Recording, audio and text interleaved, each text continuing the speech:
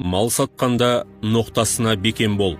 Қазақта малдың киесі ноқтасында деген ырым бар. Себебі ірі қараның пірлері ноқтада отырады деп түсінеді. Сондықтан малды сатқанда ноқтасын қоса бермейді. Тіпті итті сатқанда да басындағы қарғысын берме деп айтады. Үйдің киесі иттің қарғысына да қонақтауы мүмкін. Бұл жайында ел аузында сақталған көптеген тыйым аңыздар мен ырымдар да бар. Ертеде сыр бойында Елтай деген адам болыпты. Оған әкесінен мұраға 5 үйір жылқы қалады. Елтай базарға 1-2 жылқысын апарып, азық түлікке айырбастамақ болады. Жылқысы қымбат бағаланғанына қуанып, ноқтасын қосып береді.